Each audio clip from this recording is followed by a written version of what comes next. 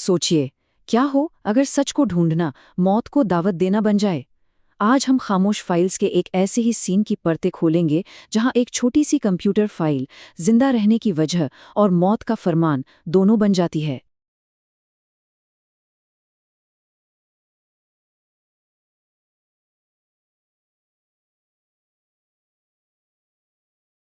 ये लाइनें हैं तो फिलॉसॉफिकल, लेकिन इनमें एक अजीब सी सिहरन है। ये पूरी कहानी पर एक साए की तरह है। मतलब यहाँ कोई अचानक आया तूफान नहीं है, नहीं, बल्कि एक धीमी, खामोश दस्तक है जो लगातार दरवाजे पर पड़ रही है और हर दस्तक के साथ तेज होती जा रही है।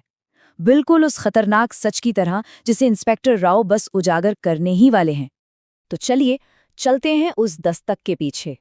कहानी की शुरुआत होती है रात के उन सुनसान लम्हों से, जहां ये पूरा उलझा हुआ जाल बस खुलना शुरू ही हुआ है। वक्त हो रहा है रात के 1:40। पुलिस स्टेशन में एकदम सन्नाटा है। बस कंप्यूटर मॉनिटर की एक हल्की सी आवाज उस खामोशी को तोड़ रही है। और इस सन्नाटे के बीचों बीच हैं इंस्पेक्टर आदित्य राव, अकेले। ऐसा लग रहा है जैसे वो खालीपन के समंदर में एक अकेला टापू हों और उनके हाथ में जो केस है ना, उसका बोझ हवा में भी महसूस हो रहा है। ये सीन इंस्पेक्टर के अकेलेपन को एकदम साफ दिखा देता है।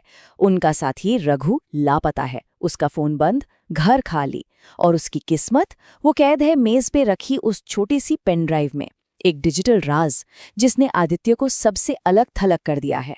तो अब बात सिर्फ एक केस की नहीं रही, ये मामला अब बहुत बहुत पर्सनल हो चुका है। अक्सर क्राइम कहानियों में एक ऐसा मोड़ आता है जब सारे बिखरे हुए सुराग जुड़ने लगते हैं, है ना? इंस्पेक्टर राव के लिए वो मोड़, वो पल उस एक पेन ड्राइव के अंदर कैद है। तो चलिए अब दाखिल होते हैं उस डिजिटल भूल भुलैया में, जहां झूठ की दीवारें अब दरकने वाली हैं। फोल्डर का नाम है 2019 कॉन्ट्रैक्ट इंटरनल। सुनने में कितना बोरिंग, कितना नॉर्मल सा ऑफिस वाला नाम लगता है ना। लेकिन कहते हैं ना, सबसे बड़े शैतान अक्सर सबसे मामूली नकाबों के पीछे ही छिपे होते हैं। और इस एक मामूली से फोल्डर के अंदर हर सवाल का जवाब बंद है। और जैसे ही ये फोल्डर खुलता है, पता चलता है कि ये कोई छोटी मोटी घपलेबाजी नहीं है। अरे नहीं, ये तो धोखे का एक बहुत बहुत बारीकी से बुना गया जाल है। स्कैन किए हुए दस्तावेज, एक बड़ा म्यूनिसिपल कॉन्ट्रैक्ट, जाली दस्तखत, और जरूरतमंदों का पैसा जो कहीं और ही जा रहा है। हर एक डॉक्यूमेंट एक बड़ी साजिश की एक और परत खोल रहा है, और इसके तार बहुत ऊपर तक जा रहे हैं। और फिर कहानी का सिरा अचानक खूनी हो जाता है। इन जाली दस्तखतों से जुड़े जो नाम हैं, वो सिर्फ गुनहगार नहीं हैं, वो शिकार हैं। रमेश तिवारी, विनोद मिश्रा, संजय वर्मा, तीनों की मौत हो चुकी है। तीनों को हमेशा के लिए खामोश कर दिया गया। और फिर आता है चौथा नाम, हाईलाइट किया हुआ, एडिशनल कमिश्नर A.K. शर्मा, एक ऐसा आदमी जिसके पास लोगों को गायब करने की ताकत है। लेकिन सबूत सिर्फ कागजों पर नहीं है, पेन ड्राइव में एक ऑडियो रिकॉर्डिंग भी है। और ये आवाज जैसे कब्र के पार से आ रही हो, एक चेतावनी जो हमेशा के लिए रिकॉर्ड हो गई। फाइल बंद कर दो, साइन कर दो, वरना हादसे हो जाते हैं। ये शब्द शक को एक डरावने यकीन में बदल देते हैं। वो मौतें कोई हादसा नहीं थी, वो हत्याएं थीं। ठीक उसी वक्त जब ऐसा लगता है कि सच हाथ आ गया है, अंधेरा पलटवार करता है। शिकारी खुद अपनी मांद से निकलकर सीधा पुलिस स्टेशन में आ धमकता है। और ये लड़ाई अब आदित्य के दरवाजे पर आ खड़ी हुई है। और ये कोई और नहीं बल्कि एडिशनल कमिश्नर A.K. शर्मा खुद हैं। सोचिए जरा, ये किसी बुरे सपने के सच होने जैसा है। फाइलों का वो भूत अब आदित्य की आंखों के ठीक सामने खड़ा है। शिकारी और शिकार आमने सामने, और अब भागने का कोई रास्ता नहीं है। शर्मा की पहली लाइन सुनिए। कुछ केस ऐसे होते हैं इंस्पेक्टर जो बंद ही अच्छे लगते हैं। ये कोई सीधी धमकी नहीं है, और इसीलिए ये और भी ज्यादा खतरनाक है। ये पावर की वो ठंडी आवाज है जो कह रही है, पीछे हट जाओ, इससे पहले कि बहुत देर हो जाए। ये आदित्य के इरादों का पहला इम्तिहान है। लेकिन आदित्य वो पीछे हटने वालों में से नहीं है। उसका जवाब एक खुली चुनौती है। वो कह रहा है कि उसे खामोश नहीं किया जा सकता। और कुछ सच ऐसे होते हैं जो दबाने से और तेज आवाज करते हैं। बस इस एक लाइन से वो एक लकीर खींच देता है। उसने अपना पाला चुन लिया है, और वो सच के साथ खड़ा है, चाहे कीमत कुछ भी चुकानी पड़े। और यहीं से यह लड़ाई प्रोफेशनल से पर्सनल हो जाती है। शर्मा आदित्य के करियर पर, उसके भविष्य पर वार करता है। कहता है, आप समझदार आदमी हैं, करियर लंबा है आपका, गलत दिशा में मत जाइए। तो आदित्य मरे हुए लोगों का बोझ लेकर पलटवार करता है। पूछता है, 4 लोग मर चुके हैं, क्या वो सही दिशा थी?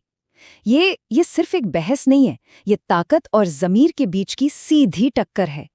और फिर शर्मा अपना आखिरी दांव चलता है। वो एक सवाल पूछता है जिस पर सब कुछ टिका है। उसे लिखता है अपनी ताकत के नशे में कि उसने आदित्य को घेर लिया है। वो चुनौती देता है, सबूत है आपके पास?